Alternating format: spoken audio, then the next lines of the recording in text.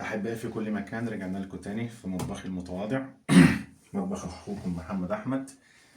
النهاردة هنعمل أكلة جديدة خالص، سمان. أكترية المطاعم في العالم كله بتعمله بنفس الطريقة اللي أنا هعملها النهاردة. بس أكيد لما أنا أقول سمان بيتحط في دماغكم إن إحنا لازم نسلقه وبعد ما نسلقه نحمره. لا، مش مظبوط. النهاردة إحنا هنعمله بطريقة سهلة جدا وجميلة جدا. طيب نشوف المكونات مع بعضنا. سمان زي ما انتم شايفين مغسول ومتنضف كويس جدا. زبدة بنستخدمها طبعا، والنهاردة هنعمل مع السمان بطاطس مهروسة. ودي طبعا التوابل اللي هنحتاجها في تتبيل السمان مع بعض. فلفل أسمر، جوز الطيب، ملح، كمون، روزمارين وتوم. طيب هنبتدي نتبل مع بعضينا السمان. ملح، بس مش هنبالغ في الملح قوي عشان هقول لكم اللي بعدين، لان السمان بعد ما يتحمر هنعمل له صوصه تتحط عليه من فوق. الصوصه ديت هتيجي مع الصويا صوص، وزي ما قلت لكم طبعا الصويا صوص دايما بتبقى فيها نسبه ملوحه عاليه جدا.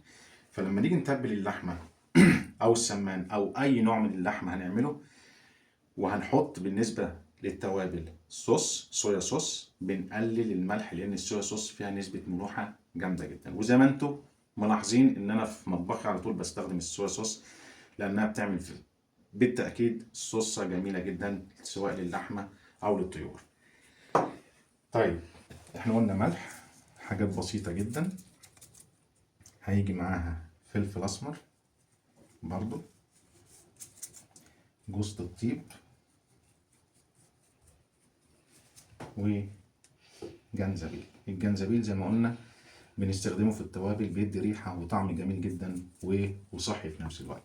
بنقلبها على الناحيه التانيه السمان، وبرضو نفس المقادير هننزل بيها. ملح، فلفل اسمر، جنزبيل، جوز الطيب. طيب احنا سايبين طاسه على البوتاجاز اهي بتسخن. هننزل بالزبده وهنعلي النار شويه. دي طريقه سهله جدا تتعامل مع السمان، تتعامل مع الحمام، برضو تتعامل مع الفراخ البيضاء. وأقولها لكم بتتعمل ازاي بكل الطرق بتاعتها. طريقة سهلة جدا وهيطلع طعمها جميل جدا، وأرجو إن انتوا تجربوها. مش لازم السمان أو الحمام لازم يتسلق وبعد ما يتسلق يتحمر، لا. هنشوف الطريقة ديت مع بعضينا بتتعمل ازاي ونعملها مع بعض.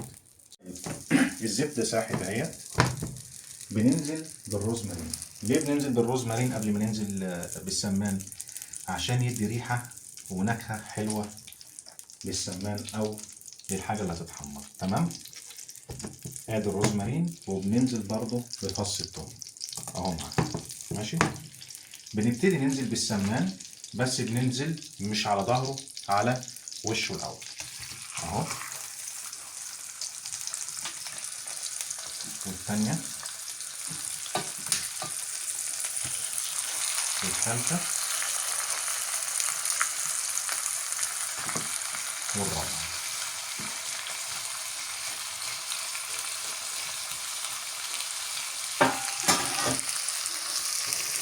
وبنعمل ايه بعد ما بننزل بالسمان؟ بنغطيه اهو. بص زي ما انتم شايفين كده على البوتاجاز على نار هاديه ومغطينه وبيستوي براحته. تمام. قلبناه على الناحيه الثانيه، وطعمه ما اقولكمش يعني طعمه هيبقى جميل جدا وانا واثق من الكلام دوت. بس ريحته دلوقتي وهو بيتحمر مع الروزمارين وجوز الطيب وفص الثوم اللي احنا نزلناه، صدقوني خطير جدا جدا. ونسيبه يستوي براحته برضه بنغطيه. طيب بالنسبه للبطاطس المهروسه، احنا هنا حطينا اللبن. اللبن دايما بيجي مع البطاطس المهروسه، وحطينا معاها حته زبده وشويه صغيرين قوي من جوز الطيب. دايما جوز الطيب في الاكل بتدي طعم وبتدي ريحه حلوه قوي، بس يا ريت ما نبالغش فيها علشان برضو بتمرر في الاكل. تمام. دلوقتي هنبص على السمان زي ما انتم شايفين كده، هو يعتبر خلص. بنطلعه من الطاسه، شايفين الشكل ده؟ الشكل النهائي للسمان. شوفوا بقى التركايه اللي انا هعملها ديت، اللي هي للصوصه بتاعت السمان. بناخد الثوم اللي هو اتحرق ده وبنطلعه بره الطاسه خالص اهو. بعد كده بنقوم نازلين بشويه دقيق، مش كتير اهو، كمان شويه صغيرين، ونازلين بشويه ثوم. بننزل بالدقيق والثوم على السمنه، تمام، وشويه كزبره ناشفه اهو.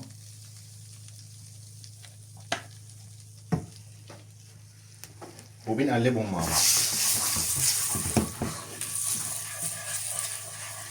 تقليبه حلوه كده اهو.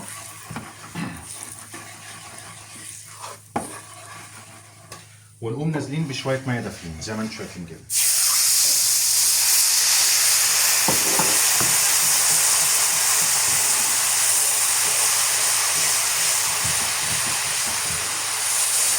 دي الصوصه بتاعت التحمير اللي بنعملها بالسمنه. واخر حاجه بنقوم نازلين بيها الصويا صوص.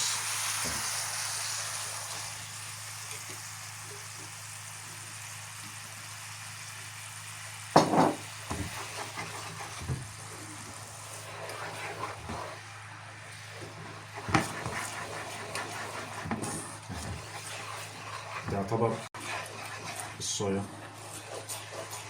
صوص خلصت، والصويا بتاعت السمان جاهزه. طيب دي البطاطس المهروسه اللي قلت لكم عليها، شوفوا قوامها عامل ازاي اهي. بعد ما اللبن بيغلي مع الزبده بنحط يا اما ملح يا اما المرقه بتاعت الخضار دي. انا بفضل على طول مرقه الخضار. خضار بنحط مرقه خضار، لحمه بنحط مرقه لحمه، فراخ بنحط مرقه فراخ. اديها بعد ما خلصت نجهز الطبق بتاعنا، ندفع الصوصه بتاع التحمير، نجيب الطبق، بننزل بالبطاطس المهروسه اهي،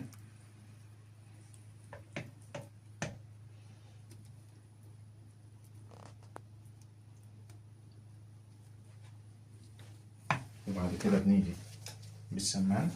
شوفوا شكله عامل ازاي بعد ما اتحمر.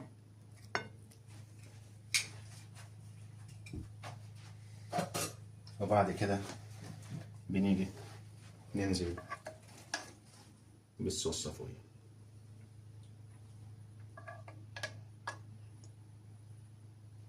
وادي الطبق النهائي لليوم بتاعنا النهارده.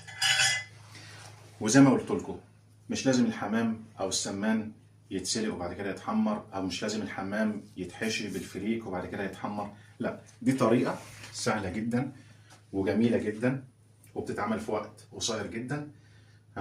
وجربوها وارجو انها تعجبكم، وارجو دعمكم ليا على قناتي اخوكم محمد احمد على اليوتيوب وعلى التيك توك عشان يوصل لكم كل جديد، ده رجاء وليس امرا. السلام عليكم.